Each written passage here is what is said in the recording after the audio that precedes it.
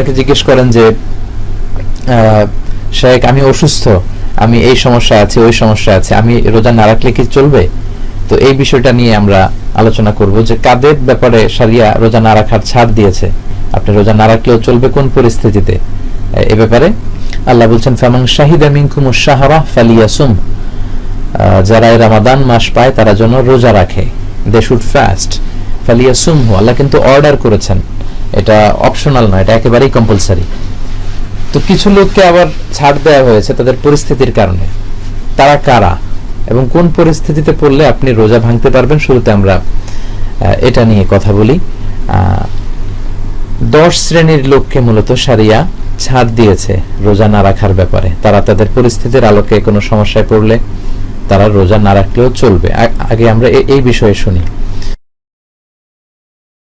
প্রথমত হচ্ছে সবি, মানে হচ্ছে চিলড্রেন, শিশুরা তাদেরকে রোজা রাখার ব্যাপারে না রাখার ব্যাপারে ছাড় দেয়া হয়েছে।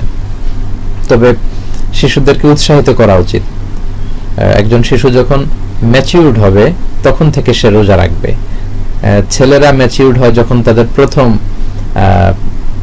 নাইট মেয়ার হয়, মানে প্রথম যখন স্বপ্নদোষ হয় তখন থেকে সে ম্যাচিউরড, তার উপর রোজা রাখা ফার্জ।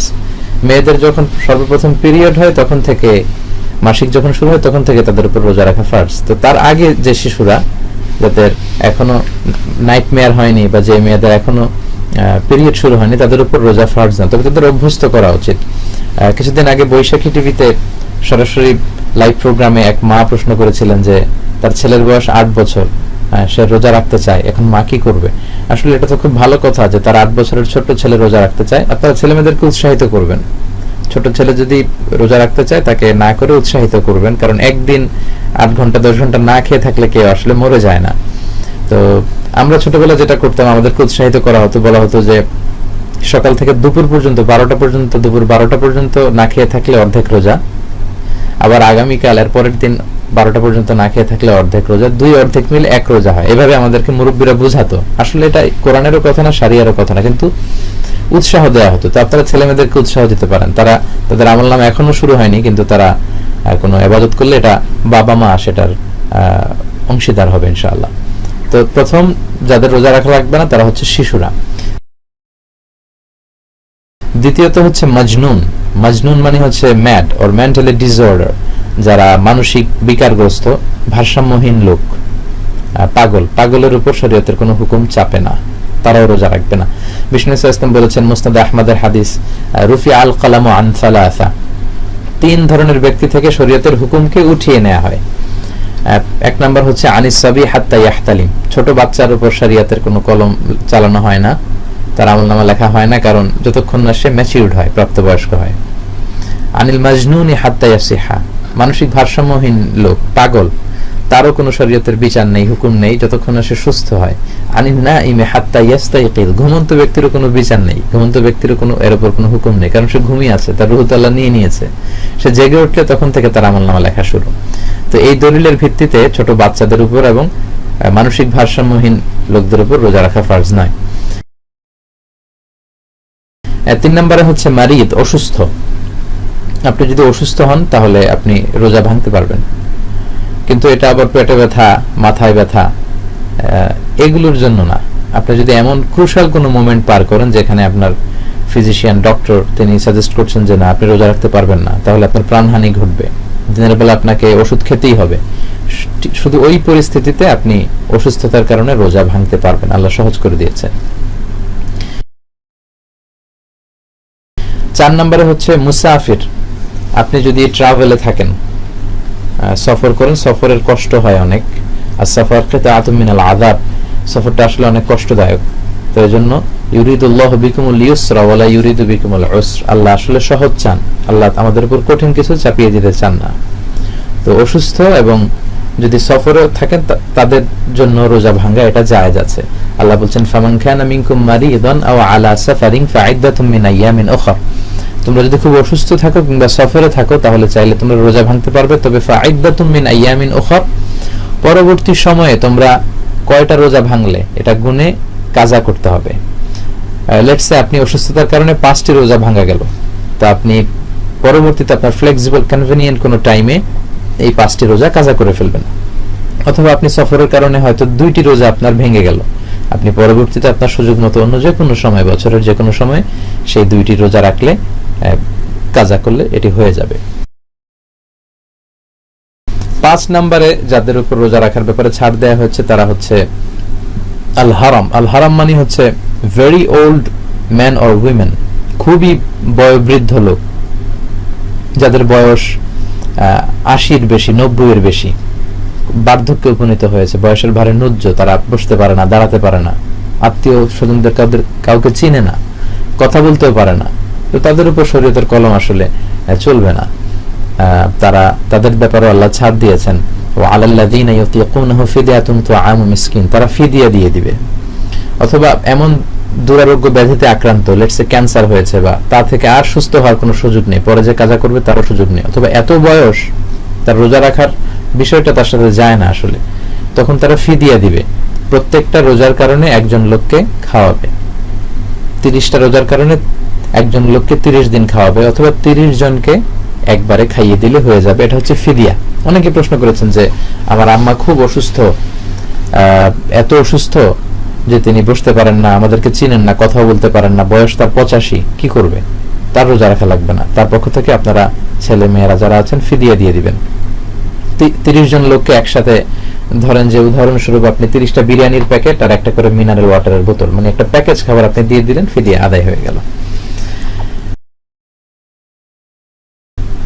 5টি আমরা বলে ফেললাম। 6 নম্বরে হচ্ছে আসহাবুল আমাল আশ-শাক্কা, যারা খুব হার্ড ওয়ার্কিং করে, ডিফিকাল্ট ওয়ার্কস এর সাথে যারা জড়িত, যাদের কাজের ক্ষেত্রটা এত কঠিন তাদের পক্ষে রোজা রাখা সম্ভব না, কিন্তু তাদের উচিত হবে তাদের সর্বোচ্চ, they should try their level best to fast, রোজা রাখার সর্বোচ্চ চেষ্টা করবে, এবং এই কাজ ছেড়ে দিয়ে অন্য কোনো কাজের সুযোগ যদি পায়, যে কাজের মধ্যে দিয়ে সে জীবিকা নির্বাহ করতে পারে, তাহলে ওই কাজ করবে এবং রোজা রাখবে।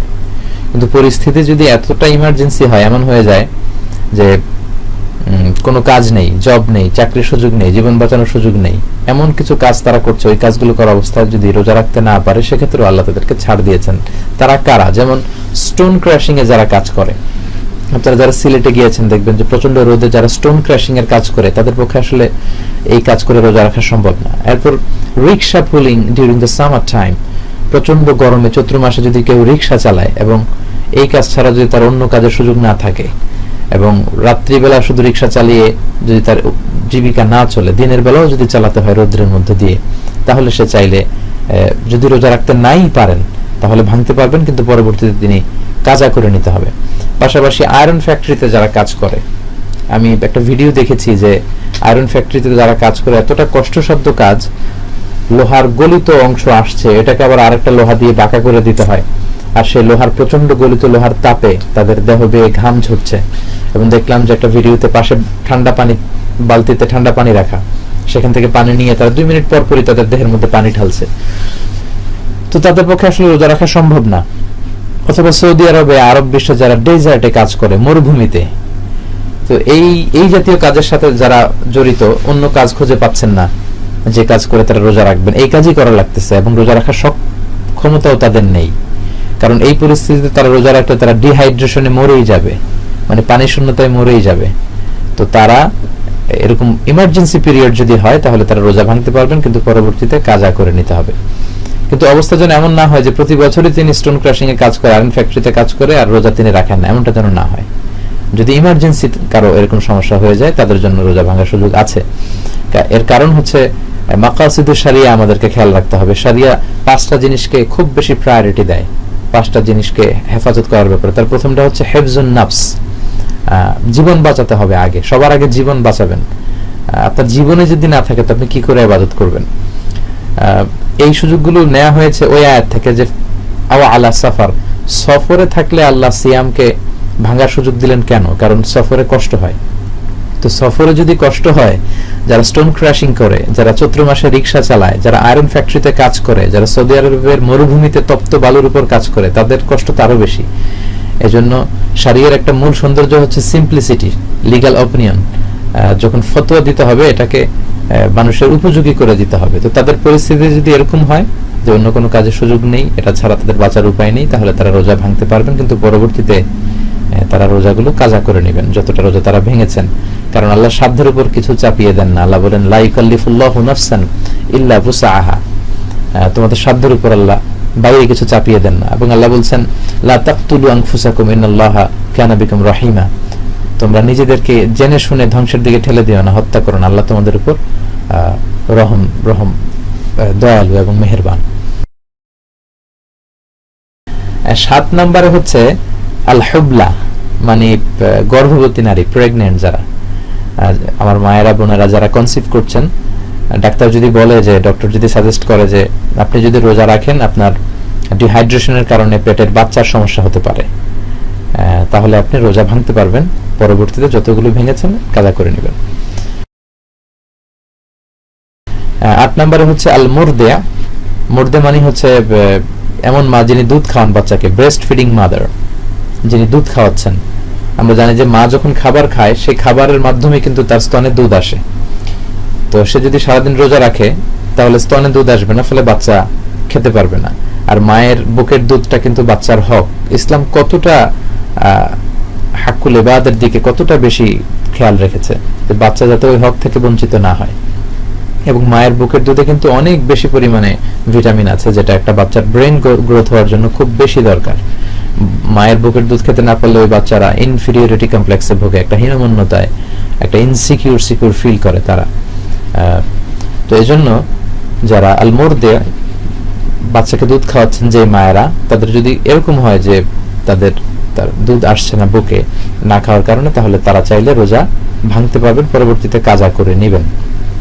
বিষ্ণু ইসলাম আবু দাউদ এবং আত-তিরমিজির হাদিস বিষ্ণু ইসলাম ইরশাদ করেন ইন্নাল্লাহা ওয়াদাআ আনিল হুবলা ওয়াল মুরদি'i আস-সাওম, নিশ্চয় আল্লাহ তাআলা গর্ভবতী নারী এবং দুধ খাওয়াচ্ছে বুকের দুধ এরকম মায়ের জন্য রোজাকে আল্লাহ ছাড় দিয়েছেন, তবে তারা পরবর্তীতে কাজা করলে চলবে ইনশাআল্লাহ।